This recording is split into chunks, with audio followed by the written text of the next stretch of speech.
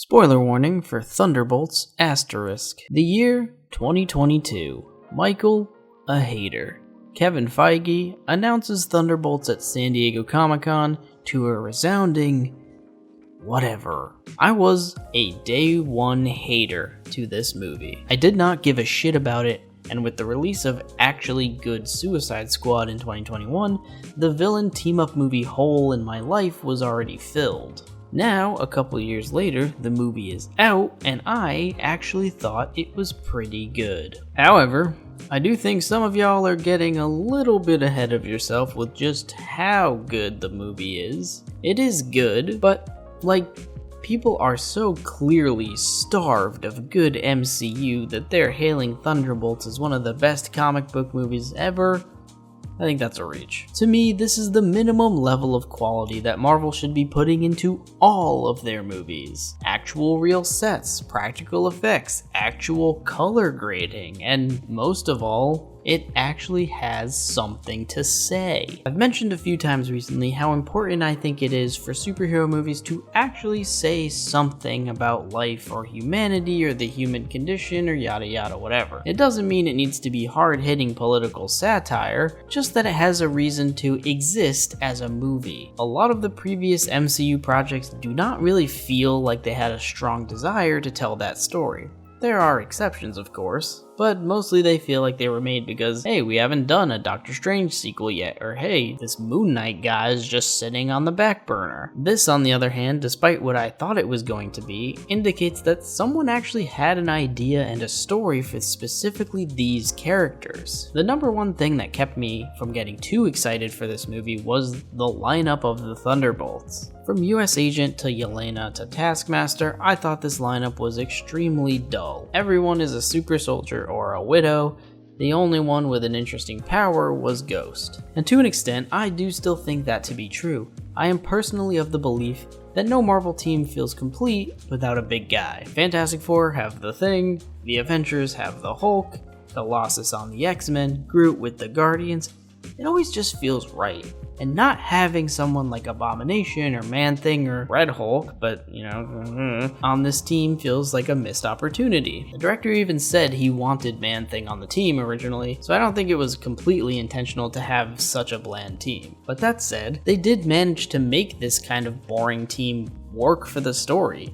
I was pleasantly surprised with how well they were able to make me think that everyone on this team was a complete loser. They didn't shy away from the premise that each of these characters just can't quite get it together. Even Bucky, who is a fan favorite character, never quite found his place in this universe. Despite me not liking the team on paper, I still think they make it work quite well. And while the Suicide Squad comparisons are inevitable, I don't think this movie is actually trying to be that. The standout in this movie is obviously Florence Pugh. She carries the movie so effortlessly, you feel like she's been in the MCU this entire time. And without her, this entire thing would not work. She's charming and funny, and manages to elevate what could have been some pretty eye-rolling MCU humor at points. And David Harbour as the Red Guardian also really surprised me in that I actually kinda hated him in Black Widow, and I thought he was really annoying.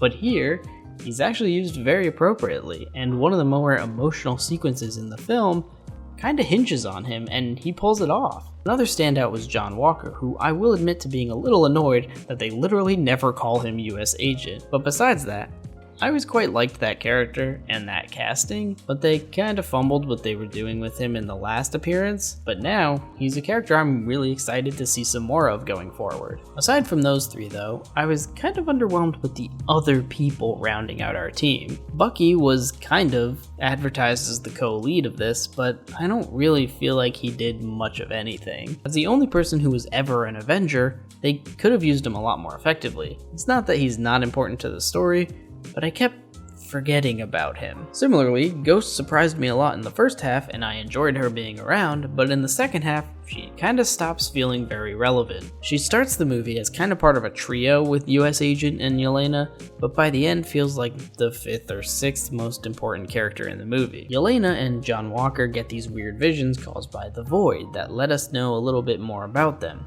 and I kind of kept waiting for Ghost to get hers, but it never came. It makes sense that we never got Bucky's because, we all already know that his life sucks from the past 15 years of movies. But it did feel like an opportunity to throw in even a small glimpse into her character, and that never happened. I wouldn't be surprised if there was a deleted scene somewhere.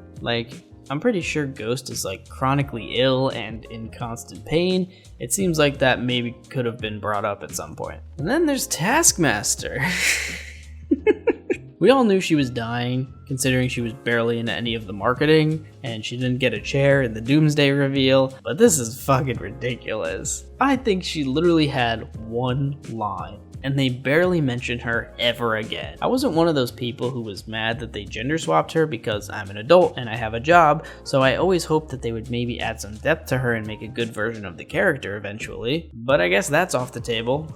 I guarantee now they'll stick the Tony Masters version in somewhere because Marvel was clearly too afraid of their own fans to stick to their guns and make an interesting version of the character. I do kind of like the way it was so nonchalant. To an extent, it reminded me a lot of the opening of the Suicide Squad, the difference being that those characters were all clearly cannon fodder, and Taskmaster on the other hand was advertised as part of our main squad. Whatever, it's not like I was foaming at the mouth to see more of that character, and it was very funny that they did that. The last major components of the story I haven't talked about are Sentry and Valentina, both of whom I thought were excellent. I thought they tackled Sentry being so overpowered really well, and they used some very inventive visuals with the Void. Like I said, it's not a very powerful team. It's gonna have to be some bullshit that enables them to fight someone like Sentry. And the mental health angle that the movie takes really worked. Lewis Pullman carried a lot of those scenes really well. There are times where movies try to make you feel empathetic for someone and it doesn't quite come together. But here, I felt for Bob, and I wanted them to help him even after he murdered thousands of people. Like I said, it actually has something to say about mental health, anxiety, depression, hopelessness. They use big blockbuster characters to say something more. That is when Marvel content is at its best.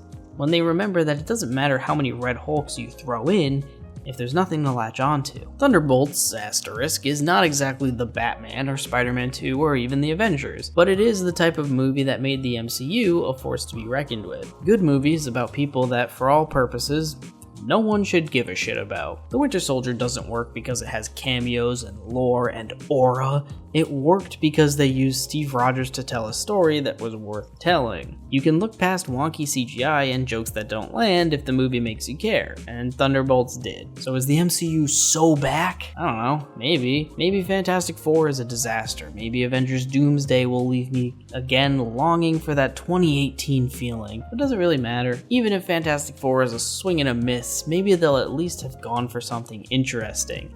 As long as the days of fast fashion Marvel movies are behind us, movies like Brave New World, The Marvels, Love and Thunder, I don't feel anything positive or negative when I think about them. They were just there. I can't believe I'm saying this, but put this creative team behind it again, and I'll totally watch a Thunderbolts sequel. Just put a big guy on the team.